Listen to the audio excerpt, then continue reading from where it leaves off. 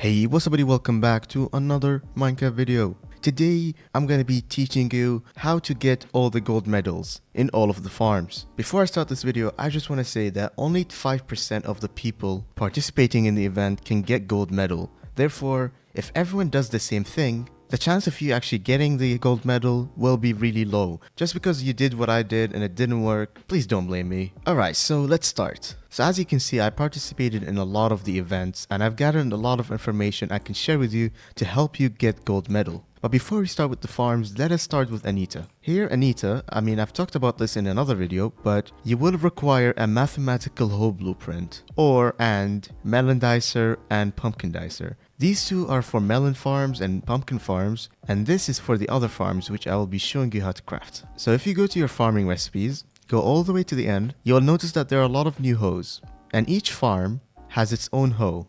The wheat farm, carrots, potatoes, sugarcane, and netherworts, and each of them have 3 different tiers. The first tier requires you that mathematical hoe I just talked about, so that's why you need to buy it. In my opinion, I don't even think it's worth it to go for the rare, but if you can afford it, go for it. But this one should work as long as you get the gold and you don't need the upgrade. These are the ones I've got. You put harvesting 5, replenish 1, telekinesis, and then the turbo books. Now to get the turbo books, you actually need to participate in the event. As you can see here, if you participate and you get bronze, silver, or gold, they give you turbo wheat book, and that depends on which farm you're doing. So for the wheat, you get turbo wheat, and then for the pumpkin, you get turbo pumpkin, and that differs for everything. So yeah, it's a good thing to try to max that out. I got up to 4 so far. I will try to get a 5 by tomorrow. And if you want, you can even put the Blessed Reforge on it. It gives you 3% more farming XP and also increases the chance of getting double drops. So that perk can be useful for you. Alright, so these are the tools you can need. Another thing you also need is the elephant pet. You need the elephant level 100 for the most efficient farming. Also need high farming level. Now my farming level isn't that high, it's only 37, so I do kind of struggle for some of them to get gold, but yeah, get your farming level higher and it will probably be more efficient for you. Alright, here we are in our island. Alright, the first farm I want to talk about is carrots. So as you can see here, you built the simple structure that I showed you in another video by using the new tools that have just been added. All you have to do is simply stand here in 1.12, bring out the carrot hoe. I usually go around 180 speed. You can control that by, turning off effects on your potions, removing the boots, just try to get that perfect speed. So there you go, 190. And then all you have to do is hold mouse click and then hold W and A. And there you go. You just all the way around. And that's pretty much it. There are different ways you can farm crops, obviously. So the other way I could show you is that people like to go with full speed, like maximum speed, and do row by row. I don't have the full speed right now, but that's another way people like to do it. I don't know which one actually works better. My personal one is this one, and it got me gold, so there you go. And then the same for potatoes, so whatever you did for there, you can do it here. And then the next farm, which is my favorite farm, is the wheat farm. Now this one is built similar to the carrot, and you can build it whatever way you want. So you do the exact same thing with the wheat hoe. You go around mining all of this, and it's probably the easiest one to get gold, because not many people are doing it, and not many people have farms yet. But once the update is public for everyone, this might be hard to get gold, but yeah. The second farm we have is the cactus. So as you can see here, cactus farm is actually still in progress. It's such an annoying thing to build, but there are actually many ways you can do the cactus mission. One of them is AFKing under these things and putting, I didn't do it yet, I'm still building it, but putting a whole water source at the bottom and then making all of the cactuses come to you. And since you're picking them up, it counts towards your collection. I'll be making another video on this once I finish testing it out so you can see if it actually works and if it's still gonna work, because everyone's probably gonna be doing this. The second method is to manually harvest everything. I was building this to test it out. 6 of those took me around 30 minutes.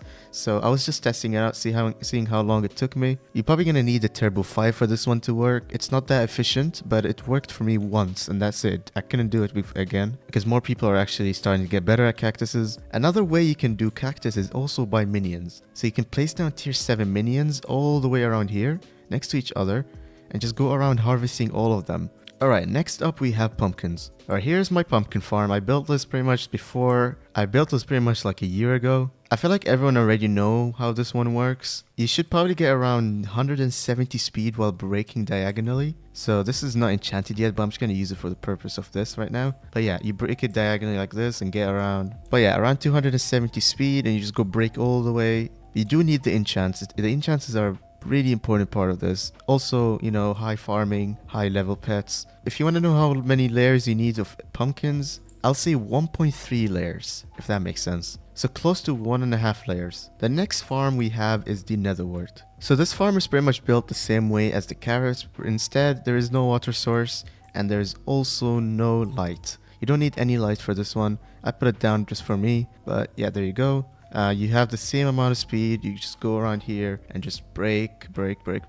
This one is actually another easy gold medal because everyone is too lazy to place these. Because everyone is too lazy to build these, including me, because you can't even use the basket of seeds to plant these netherworts. But yeah, you require around, this one you don't need that many. Up to here, I think. Up to right here. So almost, I'd say 80% of it. The same goes for carrots, by the way, and potatoes and wheat. Now we have sugarcane.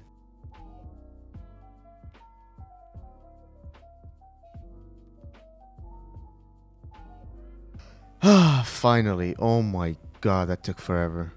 This one is actually one of the hardest ones to get gold because every single person in the server has a sugarcane farm. The best way to do this is similar to pumpkins. You go diagonally like this and then going around 260, 270. My personal is 260 because my ping is too high. Depends on your ping. Some people like to even do it by flying, like a straight line, but I don't recommend that. There's so many different ways you can break sugarcane, but you do 100% require this hoe maxed out to get even close to winning gold in this one. Another farm also I didn't talk about is melons. I mean, personally I didn't create a melon farm because I didn't see a need to and I don't really have enough space. But it is exactly the same as pumpkins. Instead, less people actually have a melon farm, so it might be slightly easier to get gold, so that you can keep that in mind. Alright, second to last we have the cocoa bean farm. Alright, so this farm is not the best because it wastes a lot of time constantly having to fly up and then go there. The people like to put all of this in one whole layer,